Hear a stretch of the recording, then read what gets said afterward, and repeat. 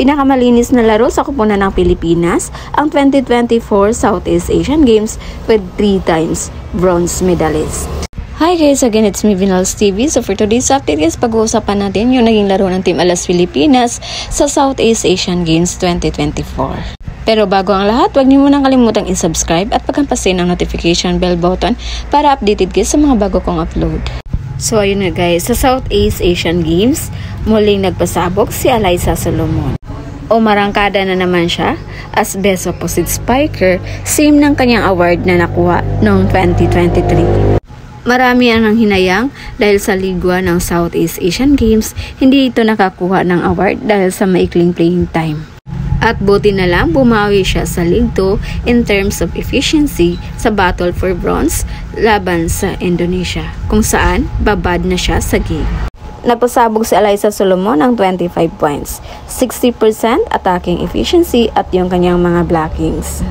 Pero ganun pa man, nabash pa rin siya ng mga fans ng Indonesia dahil mas mataas daw umano ang production ni Megawati sa buong season. Meanwhile, sa kasaysayan ng buong volleyball, ang Team Alas Pilipinas ang pinakamalinis na maglaro. Dahil nakapagtala lang sila ng 10 errors in 5-seater games. Ibig sabihin nun, 2 errors lang per set. Ito yung pinakamababang error in terms of international competition. Patunay na ganun kalinis maglaro ang Team Alas Pilipinas.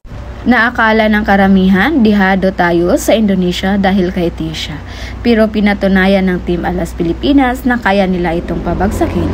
Iba talaga ang tambalan ni Alyssa at Sisi Rondina na bumuhat sa Alas Pilipinas. Dihado ang koponan sa 1-2 ng Indonesia, pero nag-massive comeback dahil sa pagpasok ni Gemma Galanza. Naging impressive yung performance nito.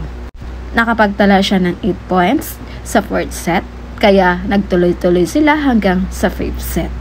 Nakapag-ambag ito ng 13 points sa koponan at halo siya din ang nagbuhat sa koponan sa 4th set.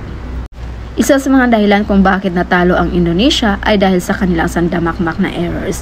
Nakapagtala sila ng 28 errors, which is gawain sana yun ng Team Alas Pilipinas. Crucial block at ang pinakamahusay na hampas ni Rondina at ni Alyssa ang nagpanalo sa Team Alas Pilipinas. So yun lang muna yung pa-update natin guys. And again, this is Vinals TV. Thank you for watching.